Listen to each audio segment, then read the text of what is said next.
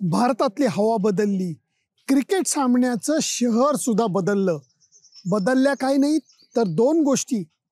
एक म्हणजे ऑस्ट्रेलियन फलंदाजांनी घेतलेला भारतीय फिरकीचा धसका आणि दुसरी गोष्ट म्हणजे दोन सामन्यामध्ये झालं तसंच विकेट. या दोन गोष्टी कायम राहिलेल्या आहेत, बाकी सगळं बदललेलं आहे. नमस्कार मित्रमैत्रिणींनो, क्रिकेट प्रेमींनो.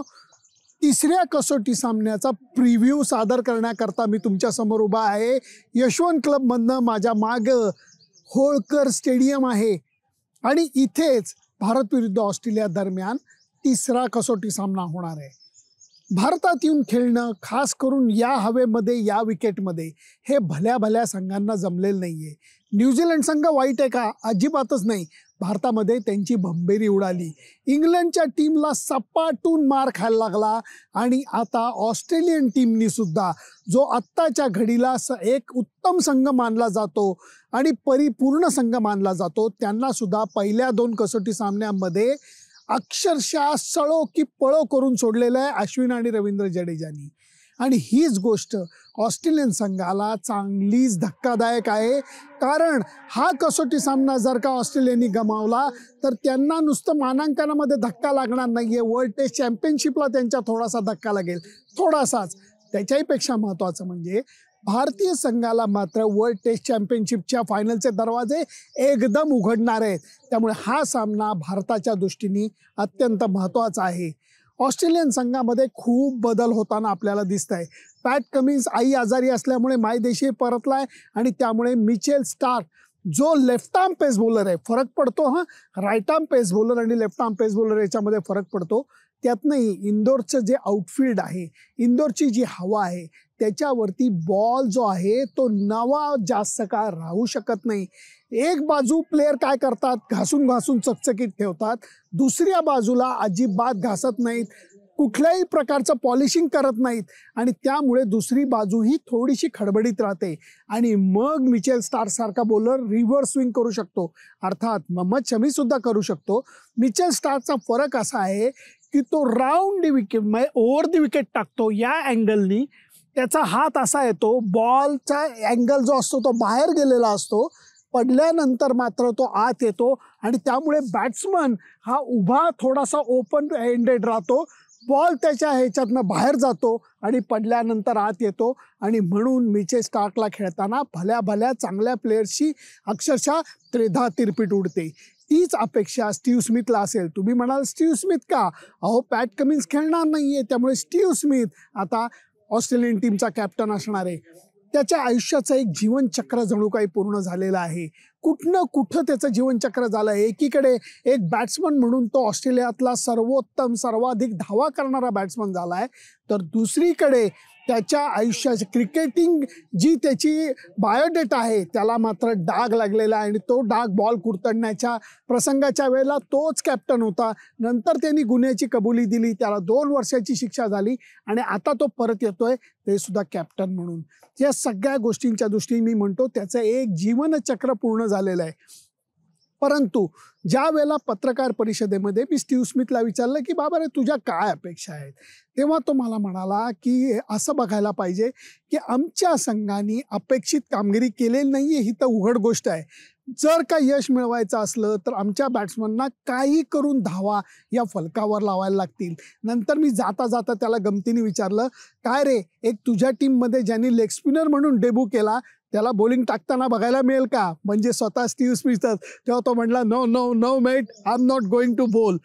ह्याचा अर्थ स्पष्ट आहे की ऑस्ट्रेलियन टीम कॅप्टनच्या मनामध्ये काही आडाखे हे स्पष्ट आहेत. फक्त त्याच्या म्हणण्यामध्ये हे आलं की दडपणाखाली कागदावर आखलेल्या योजना राबवता कोणाला येतात याच्यावरती क्रिकेटचं यश अपयश अवलंबून असतं आणि तीच शोधाशोध ही ऑस्ट्रेलियन टीमची होणार आहे. चांगली गोष्ट अशी की कॅमरून ग्रीन, जो एक दर्जेदार ऑलराऊंडर आहे, मधल्या फळीतला अप्रतिम बॅट्समन आहे, फास्ट बॉलर आहे आणि तो उंच असल्यामुळे गलीमध्ये जेव्हा तो उभा राहतो तेव्हा 2-4 फिल्डरचा आवाका हा त्याच्या कवेमध्ये येतो, इतका तो मस्त फिल्डिंग गलीमध्ये करतो. याचा फायदा असाही आहे की 5वा बॉलर म्हणून तो ऑस्ट्रेलियन टीमच्या मदतीला येऊ शकतो. याचा अर्थ असंच दिसतंय की कॅमरून ग्रीन आणि मिचेल स्टार्क हेच कदाचित 9वा बॉल टाकतील आणि नंतर जे 3 स्पिनर गेल्या सामन्यामध्ये खेळले होते तेच या सामन्यामध्ये सुद्धा खेळतील. भारतीय संघाची गोष्ट मात्र वेगळी आहे. भारतीय संघ विश्रांती घेऊन परत येतोय. रोहित शर्माने जेव्हा प्रश्न विचारला तेव्हा तो म्हणाला की आम्ही सतत क्रिकेट खेळतो, त्यामुळे जेव्हा अशी विश्रांती मिळते, एक गॅप मिळते, तेव्हा आम्हाला ती हवीशी असते.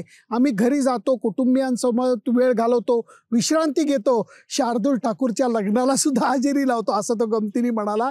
आणि मग रिफ्रेश होऊन आम्ही इंदोर कसोटीसाठी आलेलो आहे. भारतीय संघामध्ये झाला तर फक्त एक बदल होणार आहे, तुम्हाला आणि मला तो स्पष्ट माहिती आहे. ते म्हणजे KL राहुलच्या जागी शुभमन गिल खेळणार का, हा सगळ्यांच्या मनात प्रश्न आहे. मनातनं असं वाटतंय की त्याला संधी मिळायला पाहिजे, शुभमन गिलला संधी मिळायला पाहिजे. एक यंगस्टर आहे, त्याचा ऐन भरात असताना त्याला 12वं बसवणं हे चांगलं नाही. KL राहुलला आत्ता संधी खूप मिळाली असं नाही, तर T20 वर्ल्ड कपला सुद्धा त्याला संधी मिळालेली होती, ज्याचा त्यांनी योग्य फायदा उचललेला नाही आहे. बाकी काही बदल होईल असं मला वाटत नाही आहे. विकेटबद्दल तुम्हाला सांगतो, विकेट हे मला वाटतं एखाद्या दाढी लावायच्या साबणाने दाढी केल्यासारखं गवत काढलेलं दिसतंय आणि दुसरीकडे वॉशिंग मशीनमध्ये टाकून ते ड्रायर लावून कोरडं केल्यासारखं हे विकेट ठणठणीत कोरडं वाटतंय. त्यामुळे ह्याच्यावरती जेव्हा खेळाच्या बूट फिरतील तेव्हा माती निघेल आणि त्याचबरोबर जे तुम्ही सतत विकेटवरती पळत राहता, फास्ट बॉलर जे असतात ते रनअपमध्ये जातात, जे बॅट्समन असतात ते सुद्धा विकेटवरनं थोडेसे पळत असतात, ह्याचा परिणाम या विकेटवर जास्त होणार आहे. नुसतं विकेटवर नाही तर संपूर्ण स्क्वेअरवरतीच कमी पाणी मारलेलं दिसलंय. त्यामुळे तो संपूर्ण स्क्वेअर हा ठणठणीत कोरडा आहे. आणि त्यातनंही ही जी विकेट आहे ही थोडीशी लाल मातीची आहे. काळ्या मातीवरती, ज्याला कॉटन सॉईल म्हणतात, त्याच्यावरती बॉल वळतो, परंतु त्याला तेवढा वेगही नसतो आणि उसळी पण नसते. लाल मातीच्या विकेटवरती मात्र वेगानं बॉल जातो आणि त्याचबरोबर उसळीसुद्धा मिळते. अजून एक महत्त्वाचा मुद्दा हा आजच्या पत्रकार परिषदेमध्ये आला आणि ते म्हणजे भारतीय बॉलर्स ऑस्ट्रेलियन बॅट्समनना विचार करायलाच वेळ देत नाही आहेत.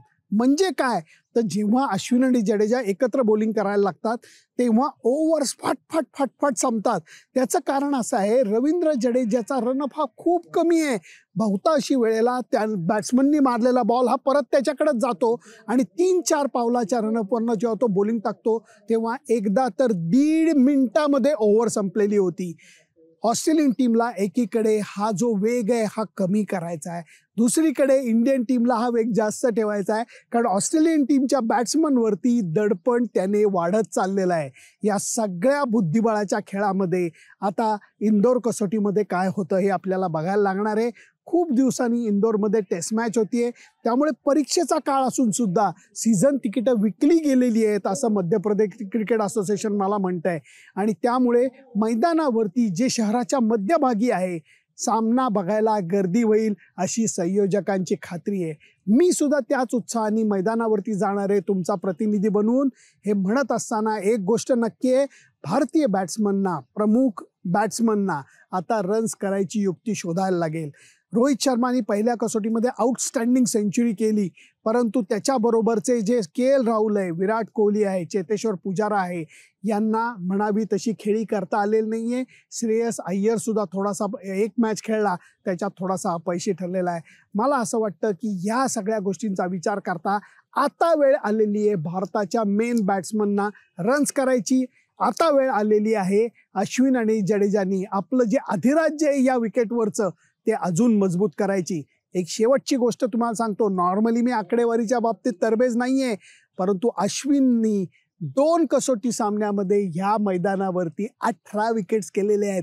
18 बॅट्समनची शिकार त्यांनी केलेली आहे. याचा अर्थ हे विकेट त्याच्यासाठी किती प्रेमाचं आहे हे मी वेगळं सांगायला नको. बघूया काय होतं. तुमचा अंदाज काय मला नक्की कळवा. काही जण विकेटचा फोटो बघून म्हणत होते की अरे हे तर विकेट पाटा दिसतंय, हे विकेट पाटा नाहीये. नक्कीच की पहिली बॅटिंग करणाऱ्या संघाला त्याचा थोडा फायदा होईल आणि नंतर मात्र इथे स्पिनरचंच अधिराज्य असेल असं मी तुम्हाला खात्रीने सांगतोय. थोडंसं क्रिकेट मलाही कळतं, थोडासा अनुभव मला सुद्धा आहे आणि त्याच्याबरोबर माझा अभ्यास सुद्धा चालू असतो. का तर तुमच्यासमोर अहवाल सादर करताना जास्तीत जास्त योग्य माहिती मला तुम्हाला सादर करता येईल. तुमचं जे उत्तर आहे, तुमचा जो अंदाज आहे तो मला जरूर कळवा. त्याच्याकरता माझं फेसबुक पेज, माझं यूट्यूब चॅनल सबस्क्राईब करायला विसरू नका. भेटू तेव्हा पहिल्या दिवशीच्या खेळानंतर. Bye bye.